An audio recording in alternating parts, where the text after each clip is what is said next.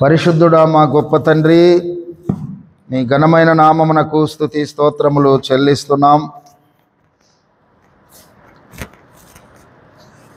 ఈ ఉదయకాలము మీ సన్నిధానములో నీ వాక్య ధ్యానములోనికి వెళుతుండగా మీ సేవకుని మరుగుపరిచి మీరు మాట్లాడుమని క్రీస్తు నామమున అడుగుచున్నాము తండ్రి, ఆమేన్. దేవుని నామమునకు స్తోత్రములు. ఈ తెల్లవారుజామున ఈ ప్రత్యేకమైనటువంటి ఆరాధనల ద్వారా దేవుని సన్నిధిలో చేరి ఆయనను స్తుతిస్తూ ఆరాధిస్తూ ఆయనకు కృతజ్ఞతాస్తుతులు చెల్లించటానికి దినదినము ఈ యొక్క ఆరాధనలో కూడి వచ్చుచున్న మీ అందరికీ యేసుక్రీస్తు నామములో శుభాలు వందనాలు తెలియచేస్తున్నాను. దేవుని బిడ్డలారా, ఈ ఉదయకాల ఆరాధనల్లో మనము చేసే ప్రతి ధ్యానము కూడా మనకు అది ఎంతో ఆశీర్వాదకరముగా దీవెనకరముగా ఉండాలని మనము ఆశించాలి. ఆశ కలిగిన ప్రాణమును తృప్తిపరచగలిగిన దేవుడు మనకున్నాడు. మన ఆశ ఏంటి? మన కోరిక ఏంటి? 40 దినాలుగా మనం ఒక వ్రతమును ప్రారంభించాం, ఒక యజ్ఞమును ప్రారంభించాం. దేవుని ఎదుట భారభరితమైనటువంటి ప్రార్థనల చేత, కన్నీటి చేత, అంగలార్పు చేత రోదన చేసే కృప దేవుడు మనకిచ్చాడు. సంవత్సరములో ఒక్కసారి ఇలాంటి ప్రార్థనా దినాలు మనము 40 దినాల కాలాన్ని మనము జరుపుకునే గొప్ప అవకాశం. మరి సంవత్సరానికి మనం ఉంటామో లేదో తెలియదు, ఎక్కడుంటామో తెలియదు, జీవితంలో ఏమి జరుగుతుందో కూడా మనకు తెలియదు. ఉన్న దినాలలోనే ఉన్న సమయాన్ని మనము సద్వినియోగం చేసుకోవాలి. మనకివ్వబడినటువంటి కాలాన్ని కూడా మనము వ్యర్థము చేసుకోకుండా సార్థకము చేసుకోవటానికి ప్రయత్నము చేయాలని కూడా నేను మీ జ్ఞాపకం చేస్తున్నాను. అందుకే మనుషులందరి దృష్టికి యోగ్యమైన వాటిని గూర్చి ఆలోచన కలిగి ఉండుడి అనే ఒక మంచి మాట ద్వారా ఈ ఉదయకాలం మనము కొన్ని మాటలు నేర్చుకుందాం దేవుని వాక్యములో నుండి. మనుషులందరి దృష్టికి యోగ్యమైన వాటిని గూర్చి ఆలోచన కలిగి ఉండుడి అంటే దీనికి అంతటికి ఒకే మాట మనం పేరు పెట్టుకోవచ్చు, కలిగి ఉండుడి. కలిగి ఉండుడి. రోమా పత్రిక 12వ అధ్యాయం 17వ వచనములో పౌలు భక్తుడు రోమా సంఘానికి వ్రాస్తూ, కీడుకు ప్రతి కీడెవనికిని చేయవద్దు, మనుషులందరి దృష్టికి యోగ్యమైన వాటిని గూర్చి ఆలోచన కలిగి ఉండుడి. గమనించండి, మనుషులందరి దృష్టికి యోగ్యమైన వాటిని గూర్చి ఆలోచన కలిగి ఉండుడి. కీడు చేయటం మనము మానుకోవాలి, అపకారము చేయటం మనం మానుకోవాలి, చెడు పనులు చేయటం మానుకోవాలి, చెడు తలంపులు చేయటం మానుకోవాలి, చెడు మార్గములను మనం వదులుకోవాలి. అది దేవునికి ఇష్టమైనటువంటి కార్యము, మనుషులకు కూడా అది ఇష్టమైన కార్యముగా మనము చూస్తూ ఉన్నాం.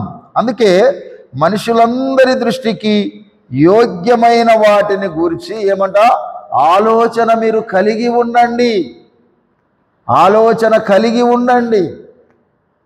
మనుషులకు యోగ్యమైన వాటిని గురించి, మనుషులకు మేలు చేసే పనిని గురించి, మనుషులకు ఉపయోగపడే కార్యమును గురించి మనము ఆలోచన కలిగి ఉండాలని చెప్పి పౌలు భక్తుడు ఇక్కడ రోమా సంఘానికి ఆయన వ్రాస్తూ ఉన్నాడు.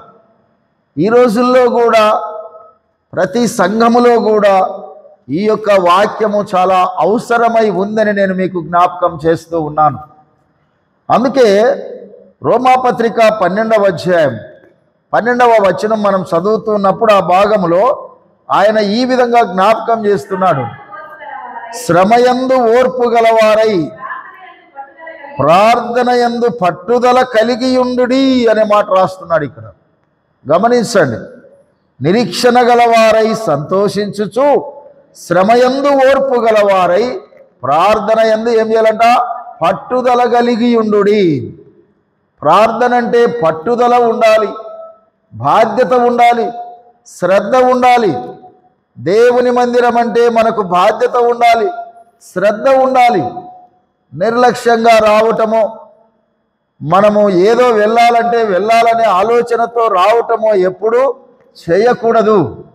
మనము దేవుని సన్నిధికి వెళుతున్నామన్నటువంటి ఒక గొప్ప నిరీక్షణతో ఇక్కడికి రావాలి. దేవుని బిడ్డలారా, ఇక్కడ మనము సంతోషంగా దేవుణ్ణి ఆరాధించాలి. ఏదో బాధతోనో, వ్యసనముతోనో, దుఃఖముతోనో మనము దేవుని ఆరాధించటము కాదు, కానీ సంతోషముతో దేవుణ్ణి ఆరాధించే అవకాశాన్ని మనం కల్పించుకోవాలి. మనం సొసైటీలోన అనేక సమస్యలతో సతమతం అవుతుంటాం, కుటుంబాలలో అనేక రకములైనటువంటి పరిస్థితులతో మనం సతమతం అవుతుంటాం. కనీసము దేవుని సన్నిధిలో వచ్చినప్పుడు, దేవుని యొక్క ముఖ స్వరూపాన్ని, ఆయన సిలువను చూసినప్పుడు సంతోషముతో, ఆనందముతో ఆయనను ఆరాధించటానికి మనము సిద్ధపడాలి. అందుకే యోహాను సువార్త 4వ అధ్యాయము 24వ వచనములో ఆయనను ఆరాధించువారు ఆత్మతోనూ సత్యముతోనూ ఆరాధించవలెను అనే మాటలు రాయబడినాయి. కనుక ఆయన మందిరంలో వచ్చినప్పుడు మనము సంతోషముతో ఆయనను ఆరాధించే వారముగా ఉండాలి. మన యొక్క శ్రమలు ఎన్ని ఉన్నా కూడా వాటి విషయంలో మనము ఓర్పు కలిగి ఉండాలని పౌలు అంటాడు. మనకు ఎన్నైనా శ్రమలు ఉండొచ్చు, అందరికీ శ్రమలు ఉంటాయి, శ్రమ లేని మానవులు ఎవరు లేరు అనే విషయాన్ని జ్ఞాపకం చేసుకోవాలి. మనమందరం మనుషులమే, కనుక మనుషులకు తప్ప శ్రమలు ఎవరికి వస్తాయి? అనారోగ్యము మనుషులకు తప్ప ఇంకొకరికి ఎందుకు వస్తుంది? కష్టాలు మనుషులకు తప్ప మరొకరికి ఎందుకు వస్తాయి? బాధలు ఇంకొకరికి ఎందుకు వస్తాయి? మనుషులము కాబట్టి, మానవ శరీరాన్ని కలిగి ఉన్నాము కాబట్టి శ్రమలు వస్తాయి, కష్టాలు వస్తాయి, బాధలు వస్తాయి, కన్నీళ్ళు ఉంటాయి, అవమానాలు ఉంటాయి, అపాయాలు ఉంటాయి. వీటన్నిటిలో కూడా మనము చాలా ఓర్పు గలవారై ఉండాలని పౌలు భక్తుడు జ్ఞాపకం చేస్తున్నాడు. భక్తులు వారి జీవితములు ఎన్ని శ్రమలు వారు అనుభవించారు, ఎన్ని కష్టాలు వారు పడ్డారు. పౌలు భక్తుడు ఆయన జీవితంలో పడినటువంటి శ్రమలు, కష్టాలు, బాధలు మరెవ్వరు కూడా అన్ని బాధలు పడలేదేమో అని అనిపిస్తుంది. అప్పుడప్పుడు నేను పౌలు పత్రికలు చదువుతున్నప్పుడు ఈ విషయాలన్నీ అర్థమవుతూ ఉంటాయి. అందుకే దేవుని బిడ్డలారా, ఇక్కడ శ్రమయందు ఓర్పు గలవారై ప్రార్థన యందు ఏమంట? పట్టుదల కలిగి ఉండుడి అనే మాట రాయబడింది.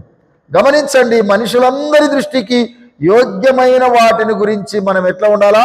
ఆలోచన కలిగి ఉండుడి అనే మాట అక్కడ రాయబడింది. ఇప్పుడు రెండవ విషయం ఏం రాయబడిందంటే, శ్రమయందు ఓర్పు గలవారై ప్రార్థన యందు పట్టుదల కలిగి ఉండుడి. యాకోబు పత్రిక 4వ అధ్యాయము మనం 13వ వచనము నుంచి చదువుతున్నప్పుడు అక్కడ మీలో ఎవరికైనానో శ్రమ సంభవించిన అతడు ప్రార్థన చేయవలెను. గమనించండి, శ్రమయందు ఓర్పు గలవారై అంటే శ్రమలు వచ్చినప్పుడు మీరు మరింత ప్రార్థన, మరింత సహవాసము, మరింత ధ్యానములోనికి మీరు వెళ్ళండి అనే మాట ఇక్కడ చెప్పబడుతుంది. మనకు జబ్బు ఉంది అనుకోండి, జబ్బున్నప్పుడు పదే పదే మనం ఏం చేస్తాము? మందులు వేసుకుంటూనే ఉంటాం. మందులు ఆపేయము కదా. ఒకవేళ మందులు ఆపేస్తే ఆ జబ్బు ఎక్కువై మనకు మరణము సంభవిస్తుంది. దేవుని బిడ్డల శ్రమలు వచ్చినప్పుడు మనము దేవుణ్ణి మరీ మరీ ప్రార్థన చేయాలి. ఎందుకంటే ఆ శ్రమల నుండి మనము తప్పించబడాలి, ఆ శ్రమలను మనము జయించాలి. ఆ శ్రమలలో మనకు కావలసినటువంటి బలము కావాలంటే మరింతగా దేవుని దగ్గరికి మనము వెళ్ళాలి, దేవుణ్ణి సమీపించాలి. దేవునికి దగ్గరగా ఉండి భారమైన ప్రార్థన, పట్టుదల కలిగిన ప్రార్థన, బాధ్యత కలిగినటువంటి ప్రార్థన మనము చేయవలసిన అవసరత ఉందని మీకు జ్ఞాపకం చేస్తున్నాను. అందుకే ఇక్కడ శ్రమయందు ఓర్పు గలవారై ప్రార్థన యందు పట్టుదల కలిగి ఉండుడి అనే మాట రాయబడింది. ఇక 2వ కొరింథీయులకు రాసిన పత్రిక 13వ అధ్యాయము 11వ వచనంలో మరి యొక్క సత్యాన్ని పౌలు భక్తుడు ఇక్కడ జ్ఞాపకం చేస్తున్నాడు. కొరింథీయులకు తుదకు సహోదరులారా సంతోషించుడి, సంపూర్ణులైండుడి, ఆదరణ కలిగి ఉండుడి, ఏక మనస్సు గలవారైండుడి, సమాధానముగా ఉండుడి, ప్రేమ సమాధానములకు కర్తయగు దేవుడు మీకు తోడై ఉండును. ఈ మాటలన్నిటిలో ఒకే మాట మనం చెప్పుకోవచ్చు, ఆదరణ కలిగి ఉండుట. ఆదరణ కలిగి ఉండుడి అనే మాట. దేవుని బిడ్డలారా గమనించండి, ఇక్కడ పౌలు అంటున్నాడు సంతోషించుడి, తర్వాత సంపూర్ణులై ఉండుడి, ఆదరణ కలిగి ఉండుడి అనే మాట మాకు చెప్పబడింది. సహజంగా కుటుంబాలు ఎప్పుడు ఆదరణ కోల్పోతాయి, కుటుంబాలు ఎప్పుడు ఎక్కువ దుఃఖములో ఉంటాయి. కుటుంబాలలో ఏదైనా మరణము సంభవించినప్పుడు కుటుంబ సభ్యులు ఆదరణ కోల్పోతారు. అలాంటి కుటుంబాలను దేవుని పిల్లలమైనటువంటి మనము వెళ్ళి వారిని ఏం చేస్తాము? ఆదరిస్తాం. మనం ప్రార్థనతో ఆదరిస్తాం, దేవుని వాక్యముతో ఆదరిస్తాం, దేవుడు మనకిచ్చినటువంటి జ్ఞానము చేత మాటల చేత వారిని ఆదరిస్తాం. అంటే ఈ ఆదరణలో ఏముంటుంది? భయపడకండి, మేము మీకు తోడుగా ఉన్నాము కదా, మేమున్నాము కదా, మీరెందుకు భయపడుతున్నారు, దేవుడు ఉన్నాడు కదా అనే మాటలతో వారిని మనము ఆదరిస్తామండి.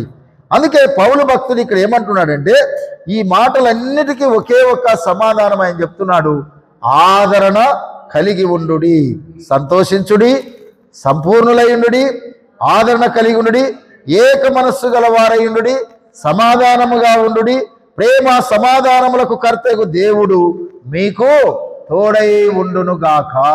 దేవుని బిడ్డారా, దేవుని యొక్క తోడు, దేవుని యొక్క కాపుదల, దేవుని యొక్క భద్రత లేకపోతే మనము క్షేమముగా బ్రతుకలేము. అందుకే ఇక్కడ పౌలు అంటాడు, ప్రేమ సమాధానములకు కర్తయగు దేవుడు మీకు ఏమంట? తోడై ఉండునుగాక. ఆయన తోడై ఉంటే నీవు ఇతరులను ఆదరిస్తావు, ఆయన తోడై ఉంటే ఇతరులను నీవు ప్రేమిస్తావు, ఆయన తోడై ఉంటే ఇతరుల కొరకు నీవు ప్రార్థన చేస్తావు, ఆయన తోడై ఉంటే ఇతరులకు నువ్వు సహాయకరంగా ఉంటావు, ఆయన తోడై ఉంటే ఇతరులకు నీవు మేలుకరముగా ఉంటావు. ఒకవేళ ఆయన తోడు నీకు లేకపోతే నీ జ్ఞానముతోనూ నీ బలముతోనూ నీ డబ్బుతోనైతే నీవు ఎవరికి ఏమీ చేయలేవు. దేవుడు నీకు తోడై ఉండాలి. అందుకే ఆయన జన్మించినప్పుడు ఈయనకు ఇమ్మానుయేలను పేరు పెట్టుడి. ఇమ్మానుయేలనగా దేవుడు మనకు తోడని అర్థం. దేవుని బిడ్డలారా, ఆయన మనము పుట్టినది మొదలుకొని మనం మరణించే వరకు తోడై ఉండేవాడు. మన మరణము తర్వాత కూడా పరలోకములో శాశ్వతముగా మనకు తోడుగా ఉండి నడిపించే దేవుడు ఆయన. అలాంటి గొప్ప దేవుణ్ణి మనము కలిగి ఉన్నాం. అందుకే ఈ లోకములో ఎలాంటి ఉపద్రవం వచ్చినా భయపడవద్దండి, దిగులు పడవద్దండి, నిరుత్సాహపడవద్దండి. ఇది అశాశ్వతమైనటువంటి జీవితము, అశాశ్వతమైనటువంటి లోకము. ప్రతిదినము ఎన్నో ఉపద్రవములు, ఎన్నో ఆటంకాలు, ఎన్నో అంతరాయాలు, ఎన్నో శోధనలు మనకు కలగవచ్చును. వాటన్నిటిని కూడా ఆయన ప్రేమ చేత మనము జయించాలి. ఆయన ప్రేమ చేత సులువుగా వాటిని మనము ఎదుర్కోవాలనేటువంటి విషయాన్ని నేను మీకు జ్ఞాపకం చేస్తున్నాను. కనుక మొదటిది మనుషులందరి దృష్టికి యోగ్యమైన వాటిని గూర్చి ఆలోచన కలిగి ఉండుడి. రెండవది శ్రమయందు ఓర్పు గలవారై ప్రార్థనయందు పట్టుదల కలిగి ఉండుడి. ఇక మూడవ విషయము ఆదరణ కలిగి ఉండుడి. నాలుగవ విషయము గమనించండి, ఫిలిప్పీలకు రాసిన పత్రిక 2వ అధ్యాయం 5వ వచనంలో ఈ విధంగా రాయబడింది. ఫిలిప్పీలకు రాసిన పత్రిక 4వ అధ్యాయము 2వ అధ్యాయము 5వ వచనంలో క్రీస్తు యేసునకు కలిగిన ఈ మనస్సు మీరును కలిగి ఉండుడి అనే మాట రాయబడింది. క్రీస్తు యేసునకు కలిగిన ఈ మనస్సు మీరును కలిగి ఉండుడి. ఎలాంటి మనస్సు? క్రీస్తు యేసు మనస్సు. చదవండి. ఆయన దేవుని స్వరూపము కలిగిన వాడై ఉండి దేవునితో సమానముగా ఉండుట విడిచిపెట్టకూడని భాగ్యమని ఎంచుకొనలేదు గాని మనుషుల పోలికగా పుట్టి దాసుని స్వరూపము ధరించుకొని తన్ను తానే రిక్తునిగా చేసుకొనెను. చాలు.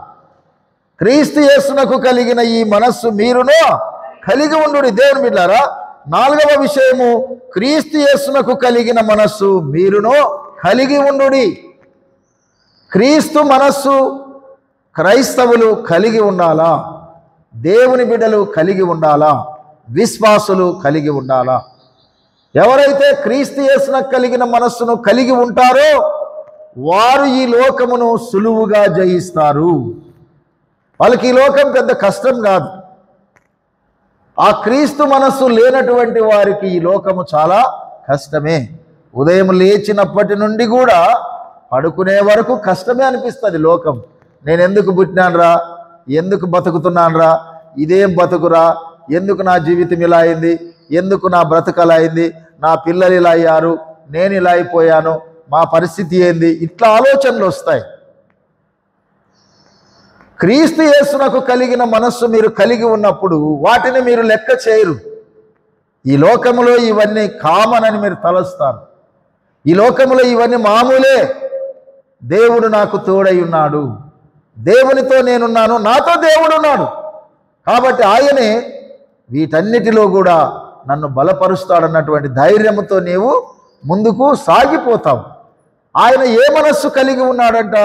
ఎంత తగ్గింపు చూడండి. యేసుక్రీస్తు ప్రభు దేవుని కుమారుడై ఉండి దేవునితో కూడా ఉండుట విడిచిపెట్టే భాగ్యమని ఎంచుకొనలేదు గాని, అంటే పరలోకములో దేవుని సింహాసనము దగ్గర ఉన్నటువంటి యేసు పాపిష్టి లోకమైనటువంటి ఈ లోకానికి రిక్తునిగా వచ్చాడు. అంటే దేవుని శక్తిని వదిలివేశాడు, దేవుని బలాన్ని వదిలివేశాడు, దేవుని యొక్క పరిపూర్ణమైనటువంటి ఔన్నత్యాన్ని వదిలివేశాడు.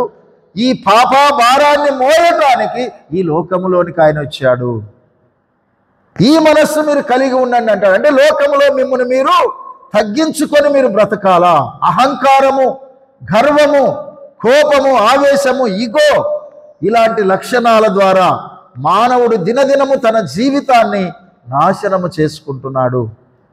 అందుకే గర్వ అహంకారములు మీరు వదిలివేయండి. క్రీస్తు యేసునకు కలిగినటువంటి ఈ మంచి మనస్సు మీరు కలిగి ఉండండి, అప్పుడు ఈ లోకమును మీరు జయిస్తారనే మాట ఇక్కడ చెప్పబడుతున్నట్లుగా మనము చూస్తున్నాం. ఆయన రిక్తునిగా లోకానికి వచ్చాడు.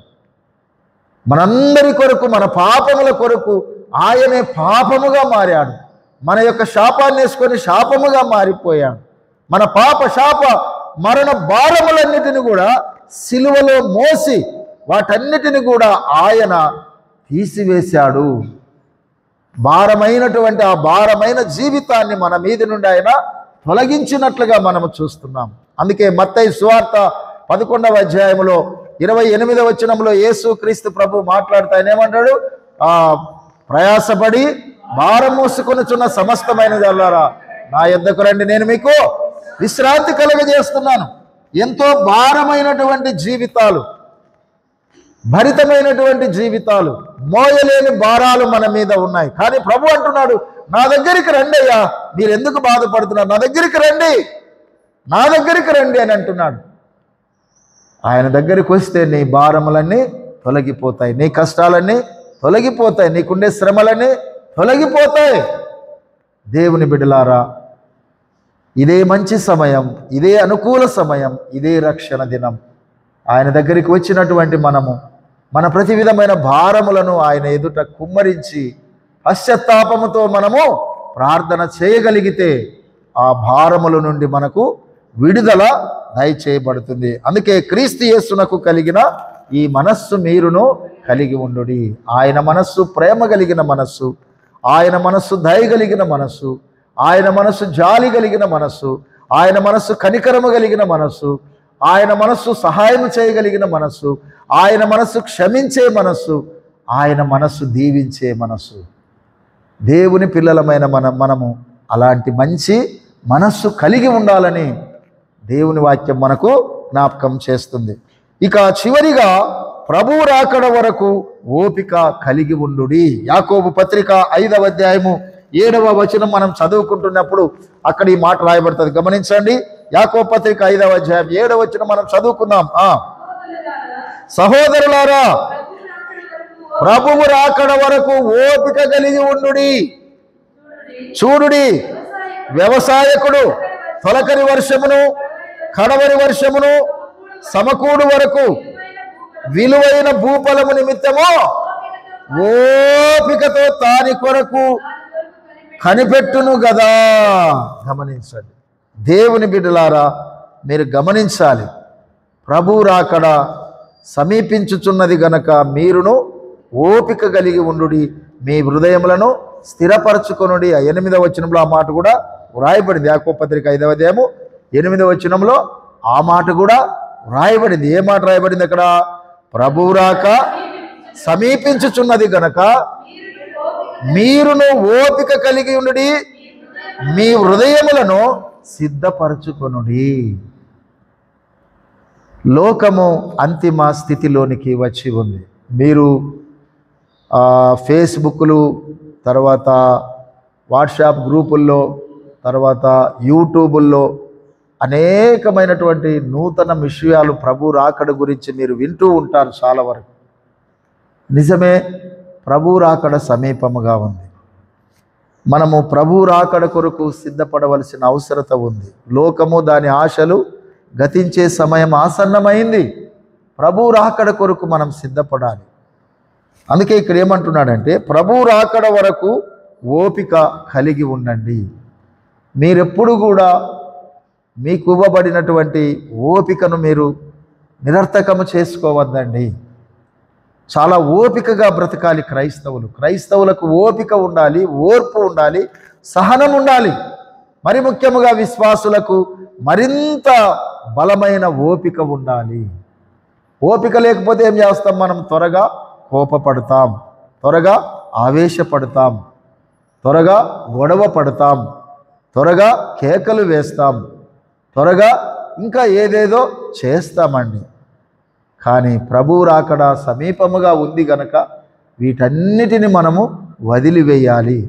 ఓపికతో ప్రభువు కొరకు మనము ఎదురు చూడాలి. అందుకే ఇక్కడ వ్యవసాయదారుడు అంటే రైతుని ఇక్కడ జ్ఞాపకం చేస్తున్నాడు. రైతు తొలకరి వర్షము కొరకు, కడవరి వర్షము కొరకు ఏ విధముగా అతను కనిపెడుతూ తన విలువైన భూఫలములను పండించుకోవటానికి సిద్ధపడతాడో, అలాగే ఒక విశ్వాసి కూడా ప్రభు రాకడ కొరకు ఓపికతో నీవు కనిపెట్టాలి, ఓపికతో నీవు ఎదురు చూడాలి అనే మాట ఇక్కడ చెప్పబడుతుంది. అందుకే యాకోబు పత్రిక 5:8 ఏమంటాడంటే, ప్రభు రాక సమీపించుచున్నది గనక మీరును ఓపిక కలిగి ఉండుడి, మీ హృదయములను స్థిరపరచుకోండి. మీ హృదయములను స్థిరపరచుకోండి.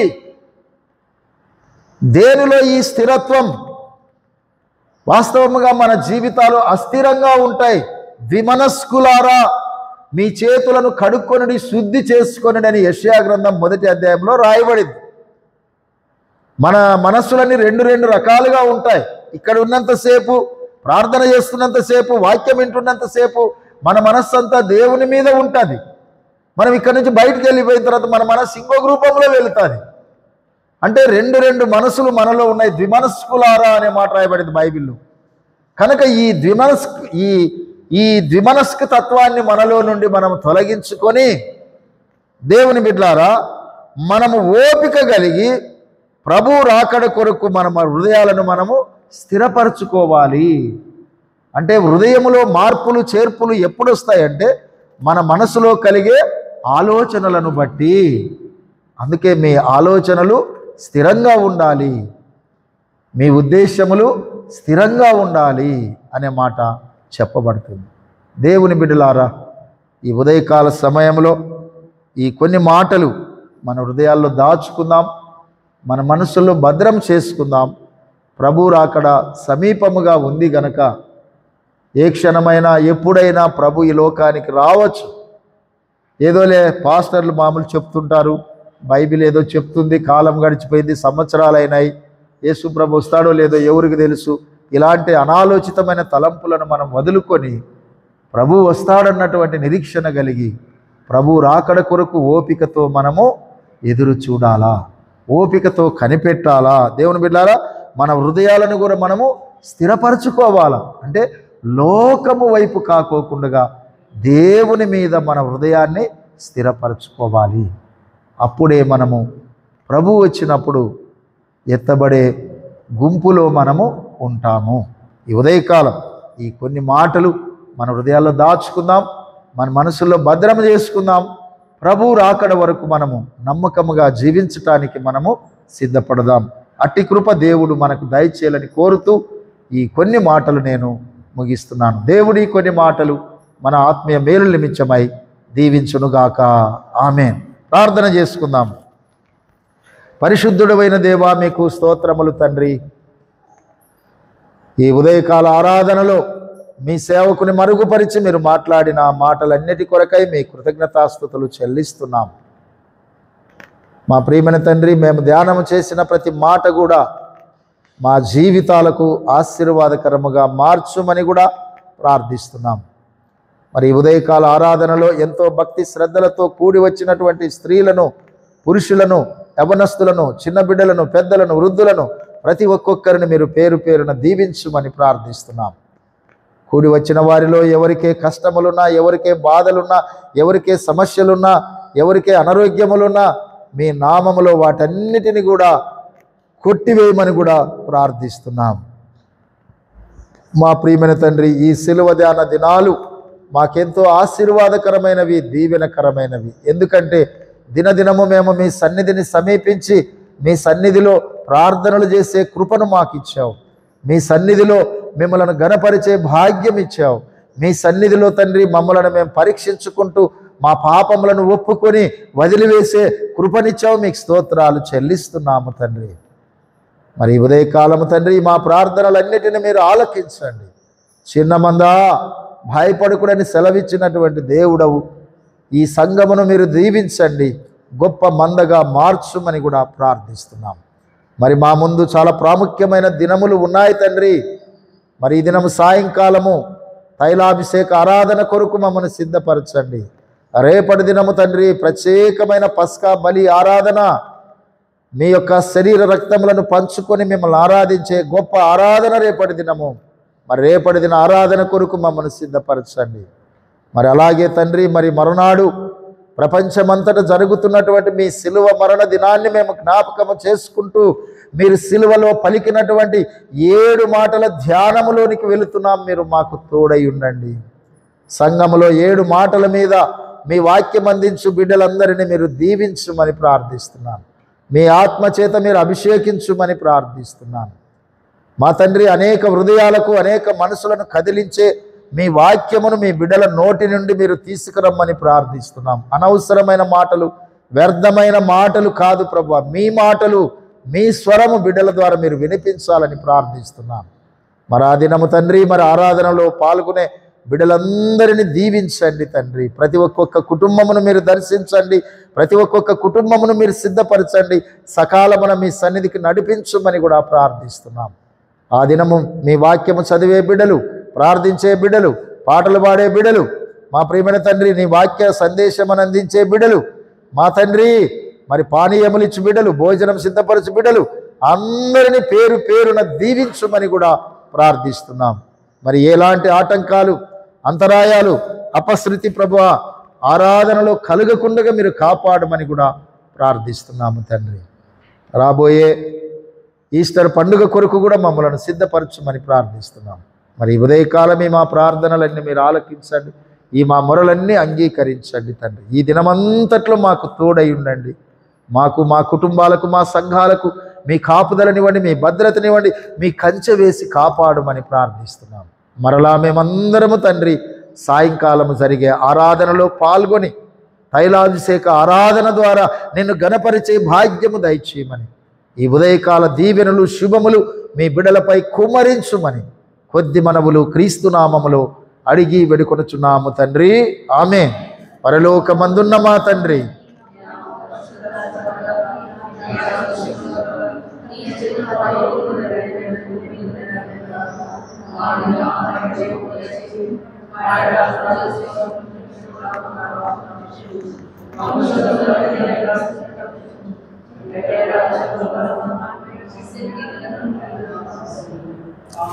మన ప్రభువైన యేసు క్రీస్తు కృపయు, తండ్రైన దేవుని ప్రేమయు, పరిశుద్ధాత్ముని యొక్క అన్యోన్య సహవాసం మనతోనూ, మన కుటుంబములతోనూ, మన సంఘములన్నిటి మీదను, ఈ పరిశుద్ధ వారములో జరిగే ఆరాధనలన్నిటి మీదను ఆయన కృప సదాకాలము తోడయ్యండి నడిపించునుగాక.